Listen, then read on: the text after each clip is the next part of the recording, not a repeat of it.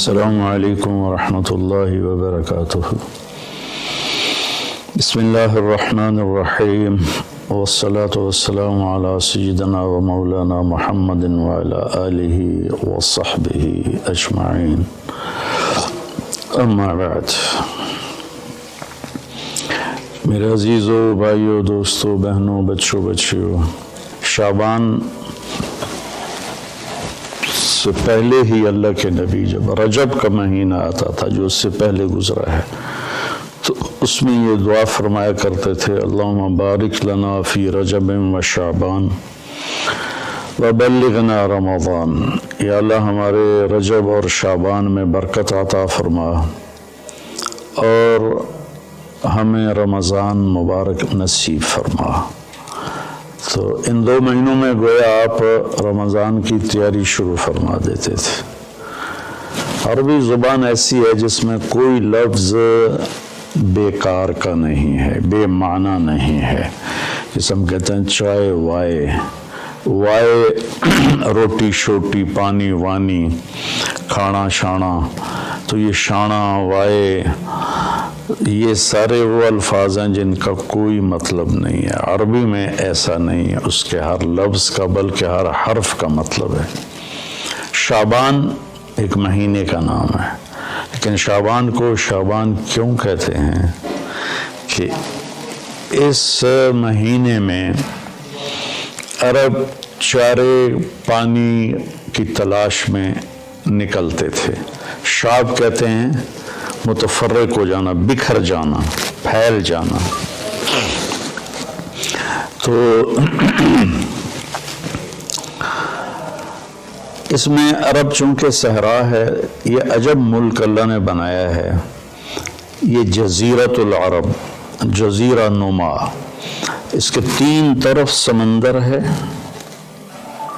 ایک طرف خشکی ہے جو اردن کے ساتھ، شام کے ساتھ جا کے ملتی ہے، عراق کے ساتھ، اور 3 طرف سمندر ہونے کے باوجود یہاں دریا، ایک دریا نہیں، اتنے بڑے ملک میں پاکستان سے 5 گنا بڑا ہے اور ایک دریا نہیں، اور اتنی تھوڑی بارش ہوتی ہے۔ جزیرہ نما جو ملک ہوتے ہیں وہاں تو بارشیں مسلسل ہوتی اور دھڑا دھڑ ہوتی ہیں، لیکن اللہ نے یہاں کے پہاڑوں کو اس طرح سے ڈیزائن کیا ہے کہ بارش کی ہوائیں اس سے ٹکرا کے واپس ہو جاتی ہیں۔ اللہ نے اس خطے کو لق و دق صحرا بنایا، آج بھی صحرا ہے بہت، الربع الخالی، یعنی 1/4 حصہ سعودی عرب کا خالی پڑا ہوا ہے، اس کا نام ہی ہے 1/4 خالی حصہ، وہاں زندگی نشو و نمائی نہیں پا سکتی۔ تو عرب کا جو جغرافیائی ایک تھا سٹرکچر، اس میں وہ کسی ایک جگہ رہ نہیں سکتے تھے، چند ایک شہر تھے جو آباد تھے، باقی وہ ہر وقت وہاں پانی ہے تو پورا قبیلہ وہاں چلا جاتا تھا، پھر پانی ختم ہو گیا، پھر پانی پہ لڑائی جھگڑے، پھر کسی اور جگہ پانی کا سراغ ملا وہاں چلا گیا۔ تو پانیوں اور چارے والی زمین کی تلاش کے لیے شعبان میں یہ نکلتے تھے، اور پھر آ کر اپنے سردار کو خبر دیتے کہ وہاں چارہ ہے، وہاں پانی ہے، پھر پورا قافلہ موو کر کے وہاں چلا جاتا تھا۔ اور یہ موبائل تھے خانہ بدوش، اور ان کی بستیاں، ان کے شہر خیمے ہوتے تھے، اور چونکہ یہ فطرت پر تھے، چونکہ کوئی وہاں ایسی چیز نہیں تھی جو ان کی فطرت کو مسخ کرے، جیسے میں شہری زندگی نے ہماری فطرت کو بالکل ادھورا کر کے رکھ دیا ہے۔ ہم نے آج تک چمکتا چاند نہیں دیکھا، تاروں بھری اندھیری رات نہیں دیکھی، ستاروں کی مسکراہٹ نہیں دیکھی، سورج چاند کی خوبصورت نورانی ہم نے اس کی شعاعیں نہیں دیکھیں، کرنیں نہیں دیکھیں، تو وہ لکو تک میدان تھا. افلا ينظرون الى الابل کیف خلقت. اب اس ماحول میں رہ کر آپ اس آیت کو سمجھے. اونٹ ان کی سواری تھی تو اللہ فرماتا ہے اے اونٹ تو دیکھو کیسے بنا ہے، کس نے بنایا ہے. وَإِلَى السَّمَاءِ كَيْفَ رُفِعَتْ. جب تم صحرا میں سوتے اور اوپر تاروں بھری رات ہوتی ہے یا 14ویں کا چاند ہوتا ہے، یہ کس نے اوپر کھڑا کر دیا. وَإِلَى الْجِبَالِ كَيْفَ نُصِبَتْ. یہ تمہارے چاروں طرف پہاڑ ہیں کالے سیاہ، یہ کس نے کھڑے کیے، کیسے کھڑے ہو گئے. وَإِلَى الْأَرْضِ كَيْفَ سُطِحَتْ. اور یہ زمین بچھونا کیسے بن گئی، اس میں تم سفر کرتے ہو، ہم نے تمہارے لیے زمین کو سکیڑ دیا. تو وہ یہ کلچر تھا عرب کی بود و باش اور تہذیب کا کہ یہ موبائل رہتے تھے. جب ایک جگہ بستی آباد ہوتی تھی تو جو فطرت میں ہوتا ہے نا، اس میں مزاج عشق بہت طاقتور ہوتا ہے. اس لیے عربی شاعری کو کوئی نہیں پہنچ سکا آج تک. عربی شاعری کو مزاج عشق میں، حس لطیف میں، حالانکہ وہ ان پڑھ تھے لیکن ان کا شاعر کھڑا ہوتا تھا بغیر تیاری کے 100 شعر فی البدی پڑھ دیتا تھا. فی البدی سے مراد ہے پہلے سے کوئی تیار نہیں کیے ہوتے تھے، بس کہتا تھا اور کہتا چلا جاتا تھا. تو عشق و محبت بھی عرب کا عشق زنا سے پاک تھا.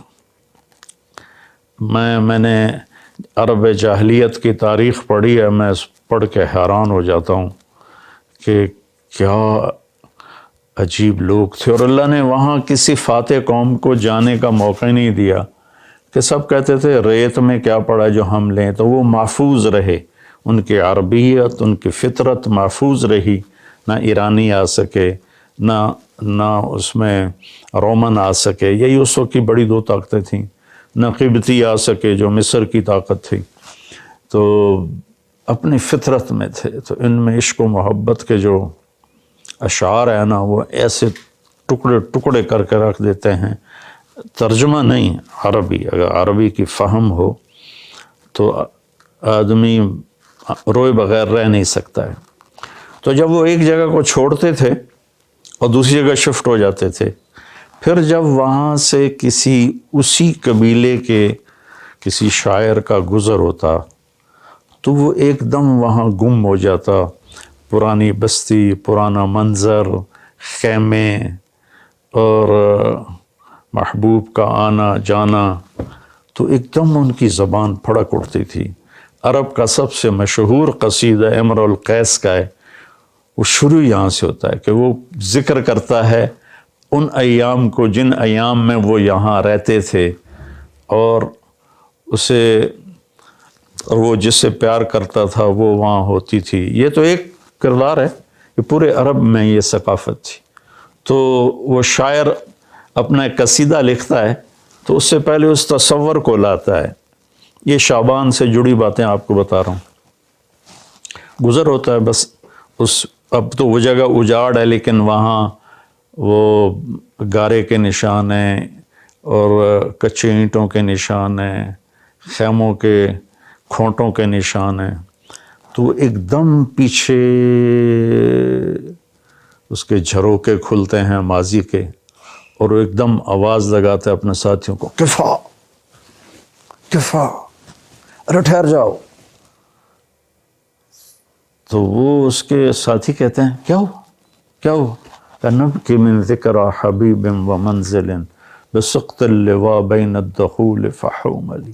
ٹھہر جاؤ، تھوڑا سا رو لینے دو محبوب کی یاد میں. کفا، ٹھہرو. نبکی من ذکر حبیب و منزل، تھوڑی دیر ٹھہرو، محبوب اور محبوب کے جگہ کو دیکھ کے مجھے آنسو بہانے دو. جو سقط اللواء، جو دخول اور حمل کے درمیان جگہ ہے، وہاں پر میرے محبوب کی بستی تھی اور ہم یہاں رہتے تھے.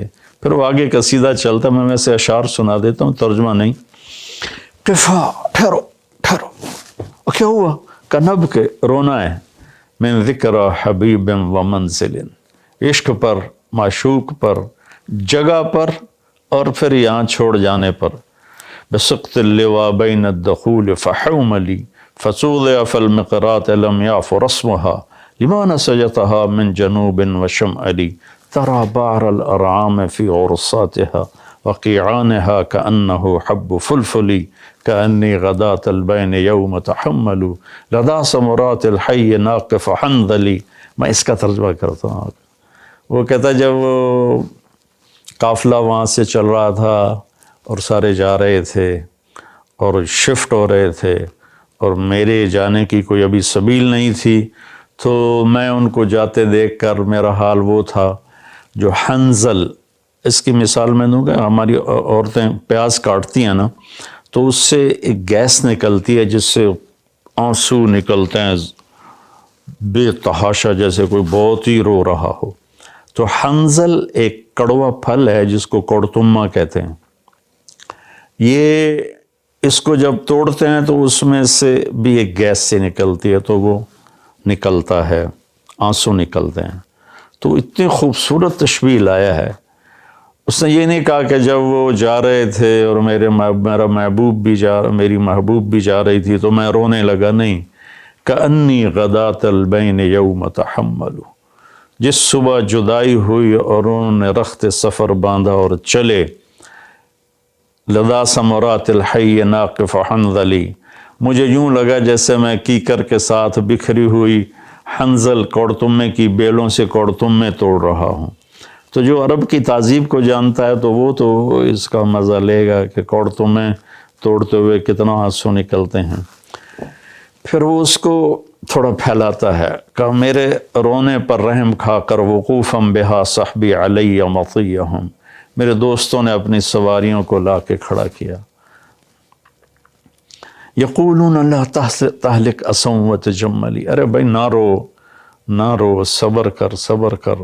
اور ان پاگلوں کو کون بتائے وَإِنَّ الشِّفَاءِ عَبْرَةٌ مُحْرَقَةٌ فَهَلْ عِنْدَ رَسْمٍ دَارِسٍ مِّن مَّعُوَّلِ. میں انہیں یہ بتانا چاہتا ہوں کہ مجھے رونے دو، کوئی رونے والا بھی لاؤ جو میرے ساتھ روئے یا مجھے رولائے کہ میری شفا رونے میں ہے. فَفَاضَتْ دُمُوعُ الْعَيْنِ مِنِّي صَبَابَةً عَلَى النَّحْرِ حَتَّى بَلَّ الدَّمْعُ مَحْمَلِي، بس پھر میرے آنسو ساون بھادوں کی جھڑی بن گئے اور میں اتنا رویا کہ میرے اونٹ کا پالان بھی سارا کا سارا تر ہو گیا. شعبان کے مناسبت سے میں نے تھوڑی آپ کو عرب کی تاریخ بتائی ہے، عرب کی تہذیب بتائی ہے، لیکن اس میں جو کہنا تھا وہ یہ تھا کہ شعبان رمضان کی تیاری ہے، شعبان رمضان کی تیاری ہے. تو اس میں میرے بھائیو ہم اگر کوئی کبیرہ گناہ میں ہیں تو توبہ کریں، چھوڑنے کی کوشش کریں یہاں تک کہ رمضان تک بالکل چھوٹ جائے. کسی سے لڑے ہوئے ہیں تو منانے صلح کی کوشش کریں یہاں تک کہ رمضان تک صلح ہو جائے.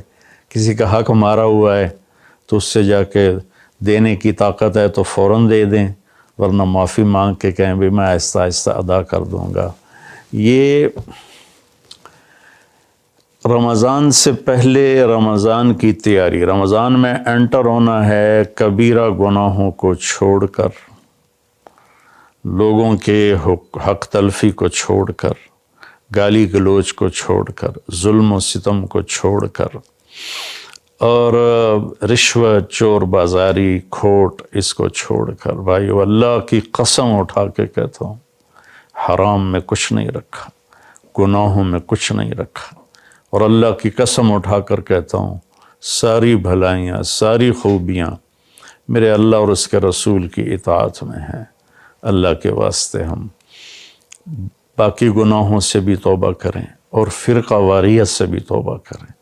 یہ میرا کرتا ہے نا، یہ ہے اسلام، اور اس کے اندر یہ بنیان ہے، یہ میرے عقائد ہیں اور میرے ذاتی اعمال ہیں.